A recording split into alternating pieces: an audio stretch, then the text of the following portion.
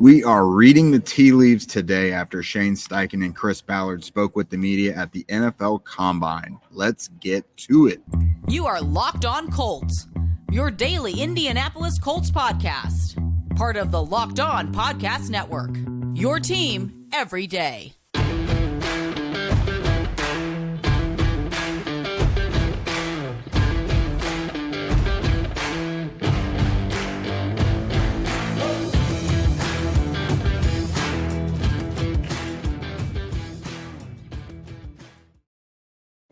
Thanks for tuning in and making us your first listen of the day. This is your daily podcast covering your Indianapolis Colts, part of the Locked On Podcast Network, your team every day. I am Jake Arthur, and the guy you can't see but is sitting next to me is Zach Hicks, and you know the two of us from horseshoehuddle.com.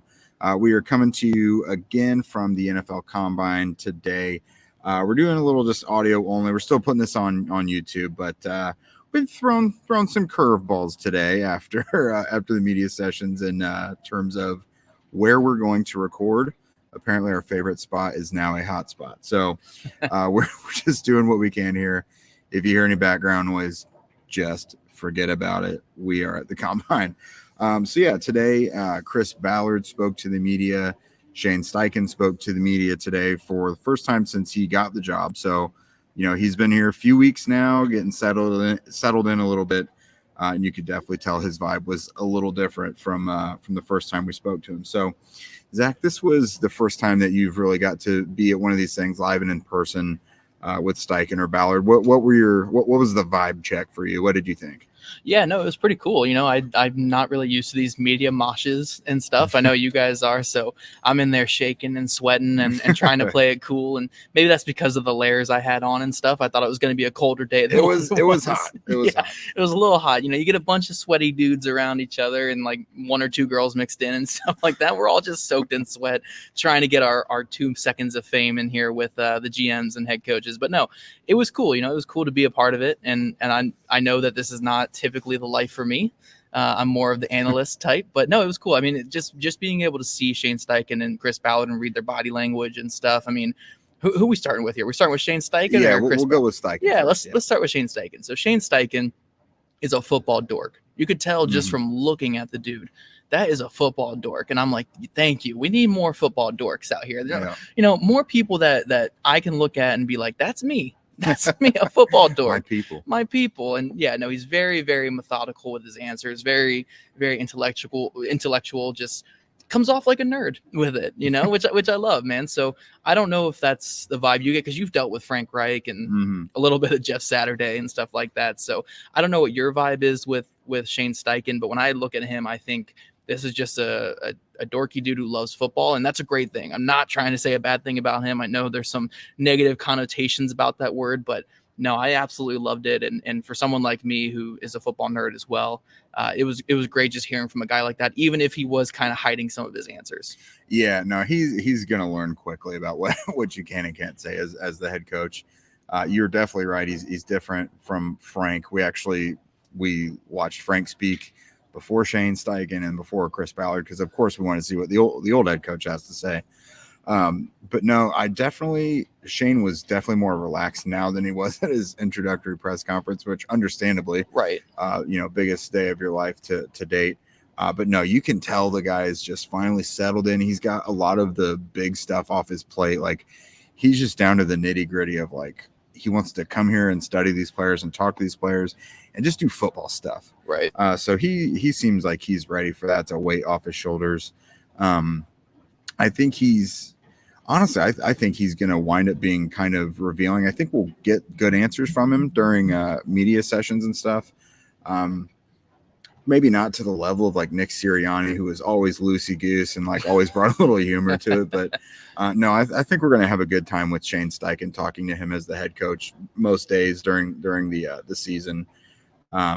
He seems like he's already getting the hang of it. He seems a lot more comfortable and just he's going to definitely be the type of guy you're gonna get.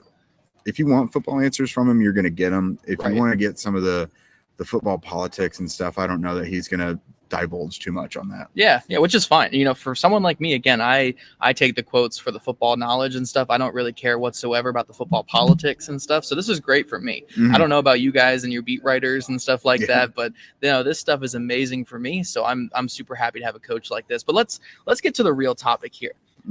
Chris Ballard and Shane Steichen were walking the same line when it came to quarterback stuff. And we'll address it with Chris Ballard here.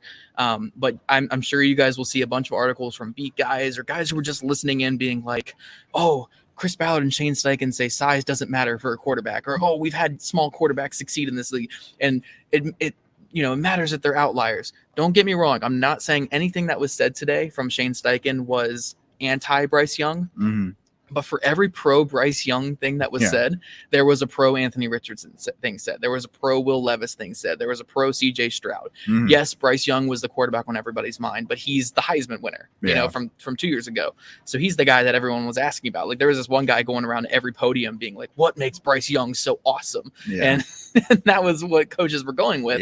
But I think the biggest takeaway was Bryce Young's not off the table, which I didn't expect them to come out and say Bryce Young is going to be off the table. Right. They weren't going to come out and say like, are we cut off at 6'1" and that's it? Like they weren't going to say that. Even if they do, they weren't going to say that. But everything Shane Steichen said was more or less about a numerous amount of guys. I didn't, the way that I saw it, I didn't take away Bryce Young's QB1. I took it as there's still room for all four of these guys to be that top guy for Indy. Yeah, as Ballard said, the cement isn't dry until draft day, so they're going to work through all this stuff. And since it's going to be a quarterback that they pick first, God, the amount of work they're going to do, it really won't stop until draft day. Like who knows when they have that final decision, or they're board ranked a particular way. But what did you think about what Steichen spoke about with quarterbacks specifically? Because he did get into some football stuff and the football side of it. We'll get into some of that, but some things he did confirm. He basically confirmed the reports that Jim Bob Cooter is coming and Cam Turner and Reggie Wayne was returning. He did confirm all that just to get that out of the way, which was good because he wasn't asked to confirm it. He was asked about what he thought about those guys and he went along with it. So that's all but confirmed. What did you think about like the football aspect of things that he said, whether it was quarterbacks or anything else? Yeah, it was mostly quarterback. You couldn't get away from the quarterback question. And Ballard addressed it, saying that he was definitely prepared for it. Steichen was definitely prepared for it. But again, there were moments where you were like, oh, that's Bryce Young or that's CJ Stroud, because the first thing he said multiple times too, when asked about traits, was accuracy. Yeah. Accuracy is the thing. Natural accuracy. But then later he was asked, can you improve accuracy? And he said, yeah, with mechanics and with the right coaching, you can improve accuracy. So again, kind of that misleading. But the biggest thing that I took away from his quarterback talk, and as a thing we hear from all coaches, and the thing that we will not be able to see, this is what only coaches and GMs are going to be able to see. We have no way of seeing this, is he mentioned the intangibles. He mentioned Jalen Hurts was a guy who was in the film room from 6 a.m. to 9:30 p.m. every single day, and a guy who had that growth mindset, which I love the growth mindset because I'm a big Carol Dweck fan. I believe Carol Dweck's the one who wrote the mindset book, which I have like 2 copies of.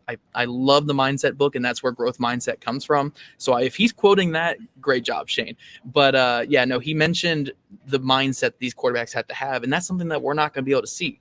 So we can speculate all we want saying, oh, Bryce Young did all this and he has to have that mindset. We don't know how they're going to view that mindset. Right. Or, we could say on paper, Bryce Young is a growth mindset guy, but when they talk to him, they don't come away with that, so that points away from Bryce Young. So again, a whole lot of nothing, but in a great way. The mindset is the most important thing, and Steichen seems to have that down. So I'm pretty happy about that. Yeah, absolutely. He did divulge a lot on that, and I think that'll be the X factor. We talked about this, I think, last week or a week or two ago, but that'll be an X factor that we cannot find out during the process. Right. It's something that will be behind closed doors. Is how do they feel about these guys in their preparation, in their desire as football players? Because everyone's talked about it. Steichen hammers that home, and Ballard has talked about it. The player doesn't have to be Peyton Manning, but they have to have that Peyton Manning, Phillip Rivers, Matt Ryan, Tom Brady mindset. That's the type of person they want leading the team. Right. And it's not even those guys. It's the Josh Allen mindset where Josh Allen knew early on he sucked. Like, and I'm saying this in really blunt words. He knew early on he had a lot of things to improve on. And he had that growth mindset to keep getting better. He didn't sulk and dwell on it. He didn't say like, woe is me. He didn't point fingers at other people. He said, I need to improve. And he worked on his mechanics. He worked on his mind. He worked on certain things to make himself a better quarterback. Jalen Hurts did the same thing. Pat Mahomes did the same thing. Pat Mahomes came in the league saying that I don't know how to read the defense. Exactly. And he was saying that in terms of the level of Tom Brady. He wanted to be able to read a defense like Tom Brady. So he viewed himself as someone who needs to get there. That's that growth mindset. So that's what Steichen was talking about. And personally for me, you know, if you see one or two of these guys that has that kind of mindset, you need to take them because those are the guys that hit. You see that you can talk arm strength, you can talk accuracy, you can talk yada, yada, yada, but the guys who hit have that growth mindset. And that's exactly what they're talking about. So yeah, I'm completely on board with that thinking. I don't care if you're the most traitsy quarterback ever or the least traitsy quarterback.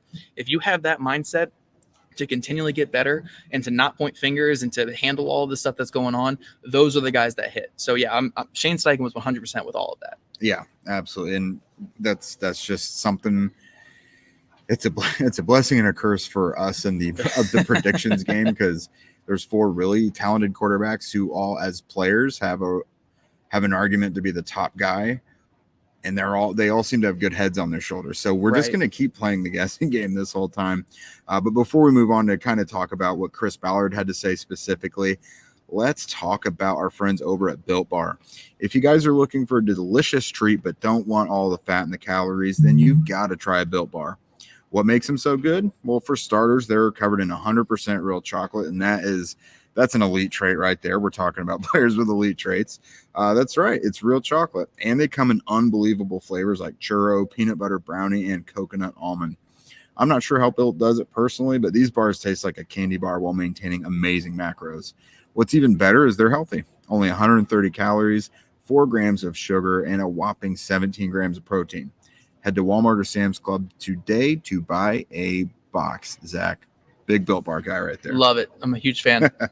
All right. So Chris Ballard, he was his sassy self today. Oh my gosh. Okay. He came ready for the quarterback takes, but he's on his heels a lot lately.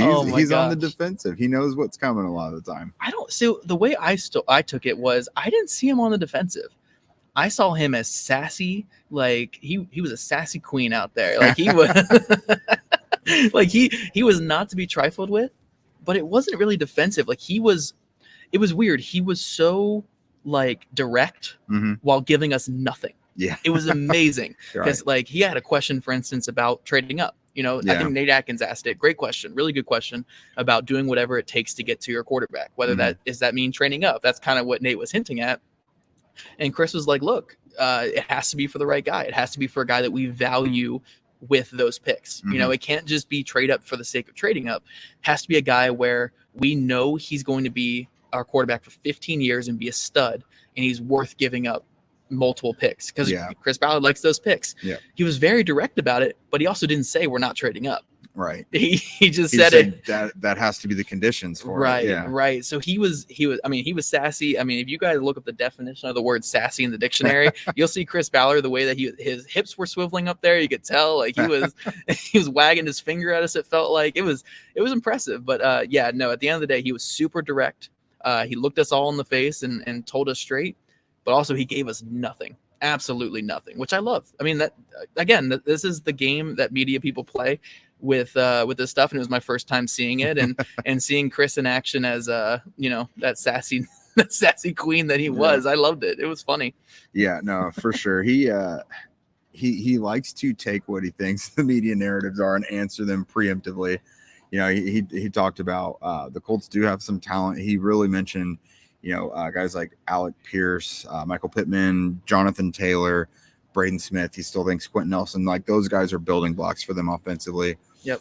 So I will say one thing I love to hear, because when he makes a big mistake in an offseason and it comes to bite him in the censor bleep button in the ASS during the season, he does own up to it typically, and he knows the offensive line was not good enough. He knows they got better, but they had to find the right combinations to get there. The combination that they had from the first day of OTAs through the first few weeks of the season was not the right one, and they put all their eggs in that basket initially.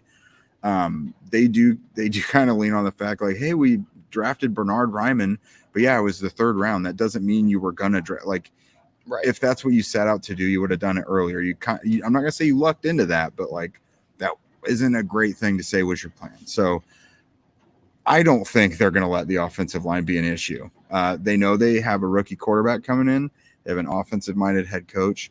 They want those guys to be able to click on all cylinders, or at least give them the tools to do so. And there's nothing better you can do for that than to make sure that offensive line is as good as you can get it. Are you saying that we're going to pay for a right guard, Jake? Is that what you're saying? No. Oh, we're going to pay? I'm going to say at the very least, there's going to be insurance and competition for every spot on that offensive line. Okay, we're going to see a bunch of 1 year, $1.127 million deals going out there. That's the special. That's the special right there. But no, Jake, I know you're trying to delay the inevitable, but we're talking quarterback on this episode. It's every episode is quarterback. And that's what almost every question that Chris Ballard got was. Yeah, really. And he was asked about him being a size person, about how, size does matter to Chris Ballard when it comes to, like, we know for a fact, size matters at wide receiver, cornerback, defensive end, even offensive tackle, except for the arm length. That doesn't matter, I guess. But outside of that, we know size matters for him at positions. He has minimum requirements. And does that apply to quarterback? And he said, there are exceptions to every rule, but he's not going to go up there and say he doesn't have size requirements. You're right. And let me remind you guys, and hint, hint, wink, wink. We're obviously still talking about one quarterback here with all of this. He did say that there are exceptions, but we got to think with Chris Ballard, he's never taken those exceptions high. Right. Never. Never. He has always said that he does have those certain thresholds and everything, and I've even been around him in an instance where he's given specific examples of things he's done in the past. Yep. But to break those thresholds and stuff, you have to have a special trait. And quarterback is something that they're going to be very reliant on a million special traits for that position. So if they have a guy who they think checks all their boxes in a big way, then maybe size won't matter for him. And, Shane Steichen and Chris Ballard both talked about, especially Steichen in both sessions that he did, both with the local guys and up on the podium, I felt, gave examples of how they can win. It's kind of how the quarterback sees the field. He gave an example of Drew Brees, and he had an elite ability to see the creases in the middle of the field and move through the pocket to get through those windows. And if that's something they feel that Bryce Young can do, then, that's something they can do to circumnavigate some of the size concerns. Yeah. And again, at the end of the day, I didn't come out of either one of their conversations thinking one quarterback or not. Again, for every pro Bryce Young thing there was a negative Bryce Young thing. For every pro Anthony Richardson thing there was. Chris Ballard said that having a bridge quarterback for a whole year could be on the table. He said everything's on the table. Everything is on the table. He did say that, and he definitely did not deny it. And he said if a guy's special enough, but he needs a year, like, that's fine. They'll do whatever because they're looking to the future. That's actually a plug for an article that Zach wrote on Wednesday about Marcus Mariota being an ideal potential bridge or backup for a rookie. But I digress. Continue. Yes. But no, at the end of the day, a lot of it was the smokescreen stuff, the stuff not non-committal, but he was direct. He was very honest with his answers. He just wasn't super open. With his answers. That was the biggest thing. But again, for all of you guys listening, being like, I know it was Bryce Young, I know it was CJ Stroud, I know it was Will Levis or Anthony Richardson. I personally did not come away. I mean, again, you can correct me if I'm wrong because you are better at reading the body language and reading but like for me, it felt like nothing's off the table, but nothing's on the table yet. And one thing what was really particular with me was when he was being asked about going up to number one. He said, as of right now, he doesn't think that there is a guy that's that special yet, but they still have a lot of room to go. Yeah. He did say that right now he doesn't see that special guy yet. Yeah. There's an enormous amount of work to be done in these next 2 months. Right. But he did particularly say that. So, as of right now, I would lean towards them not trading that pickup, but that's me reading the tea leaves on something I typically don't do. He could have that one guy already in mind, so we don't really know right now, but no, he did definitely confront the trade rumor stuff a lot. Yeah. He went after that. Yeah, he definitely did. he's willing to wheel and deal because he also defended himself. You know, he always goes back to the DeForest Buckner thing. They traded 13th pick for him. Right. And I mean, he kind of goes to that a lot, but it's just not really the same. You know, you're trading for an established all-pro player. That's different than taking a swing at a rookie who you're projecting their future. You don't know what they are yet. So, it's that part of it's interesting. I'm trying to think if there's any other bells here on for me. Because, okay, so you mentioned, you're not pointing at any one guy. And I still think things are so open-ended as well. But when it comes to Bryce Young, with Shane Steichen arriving and hearing both him and Chris Ballard talk a couple times now since, I do get the feeling now, at one point, I didn't think Bryce Young was a realistic option at all. But at this point, while I don't think he may not be the front runner, I do now think it's a 4-horse race and we literally do not know who is the winner. But I think he's in it. I think he's absolutely in it. Yeah, I still think it's fascinating because personally for me still, I think Shane Steichen's going to prefer Bryce Young. Yeah. And I've maintained that for a bit because, I wrote that big article about Bryce Young being the number one fit for Shane Steichen. Mm-hmm. I wrote that for horseshoehuddle.com. And you even asked a question today where you asked how much input is Shane Steichen going to have. And Ballard did say Steichen's going to have a good amount of input. I will say he didn't answer it how I wanted him to. No, he was sassy with you. Yeah. He was sassy. I thought he was going to answer it a different way because you know what I mean? Like, when you're evaluating the head coach first, and you get an offensive-minded head coach, and you're probably taking a quarterback first, you want to give them a certain amount of leeway and say in who that quarterback will be. And I mean, he did acknowledge, of course they want him to have some say, but he didn't really divulge much into that. Right. But he's been burned by that before. Right. Right. But to kind of continue with what I was saying with that is, I think if it were up to Shane Steichen completely and all by himself, it would probably be Bryce Young. This is purely speculation, guys. This is not anything I took away from the presser whatsoever. Pure speculation that I've had for weeks. I think it's going to be Bryce Young because he just fits what Shane Steichen has done with quarterbacks. But I think if it were purely up to Chris Ballard, Bryce Young would be fourth. Like, I do not – I still – especially there was nothing said today that made me think he's going to move Bryce Young up to 1 or 2 or even 3. Like, I still firmly think Bryce Young would be the fourth one for Chris Ballard. So who wins in that fight? Yeah. Or do they settle on middle. Yeah, do they settle on someone in the middle, or does Chris Ballard say, hey, if you believe you can turn this guy into a stud, I'll take him? Or does it go the other way? Shane Steichen says, you know what, I want Bryce Young, but I'll take whoever you want, and it goes to Chris Ballard's one. It's going to be the thing that we're fighting about, that they're going to be fighting about internally this entire offseason. They're going to be fighting about this whole week. They're going to be fighting about in the interviews. They're going to be fighting about with the first pick thing when we get those videos. So it's still an open process, and there was nothing today that told me it wasn't. And I still maintain the things that I said a second ago, that Shane Steichen's going to love Bryce Young. Chris Ballard would probably prefer more of his size guys because he likes the size guys. But who wins out? I don't know. Yeah, you and I were talking about this on the drive home yesterday. The Southeast Area Scout is going to be very critical in this one. Right. Some of these guys normally only have like 1 or 2 like really draftable guys that they can pound the table for, and they're obviously can develop some blinder thinking about it. But I don't know if the one scout has Bryce Young and Anthony Richardson and perhaps Will Levis, that this one scout has all 3.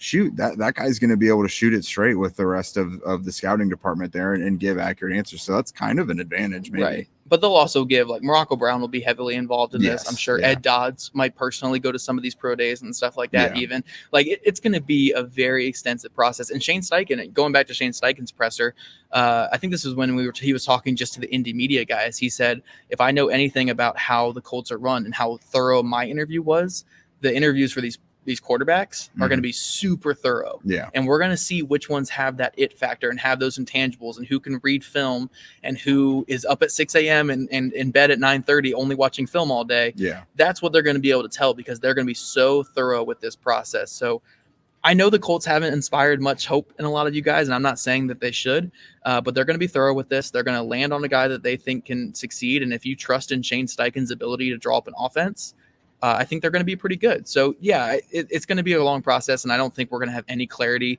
until minutes after the 4th pick is in on who the quarterback is. But that's the fun of it. We can speculate and we can write what if pieces. And Chris Ballard joked about that a couple times about we have to get our content out. We'll get our content out for sure, Jake. But but yeah, it's going to be that kind of process, and it's part of the fun of all this. Yeah, no. I think it was Steichen who said, and this is not irregular for draft picks, but they're gonna shake every tree. They're gonna go back to these guys' high school coaches, their trainers, their teammates. They're gonna see how they legitimately are as preparers, as competitors. They're gonna leave no stone unturned when they're researching these guys. And luckily for them, there are 4 bona fide guys at the top. They have their work cut out for them. They know what they need to do. Right. So I would hope by the time April, whatever it is, 27th, I think, by the time that date rolls around, they're confident in their draft board. Because think of it this way, they may want to trade up to number 1, but that doesn't mean they can. Like, the Bears are in control of that. Like, they also said, they're prepared if they need to go to 2 or 3. But they're not necessarily in control of that. So they have to have backup plans. And if there's only one of these quarterbacks that they like, guys, they're not going to take one then. Well, they're not going to take one. I'm telling you, if they only like one of these 4 guys and he's gone before they get on the clock, they're not taking him. They're going to probably trade back. Don't do this to me. We're taking a quarterback. It's Jake. A very real possibility. No, I'm just saying. Nope, we're taking a quarterback. You bet that they're not taking a quarterback. I'll bet that they are, and we'll see who wins. Okay. I don't want to bet that they're not taking one. I'm just saying there's an avenue for that to be a disaster scenario. oh God, yeah. Before we let that thought creep into our minds any further, I think that's it for us. We'll be back with you guys tomorrow, obviously, to keep talking combine, quarterbacks, draft, Colts buzz. We've heard some interesting things here.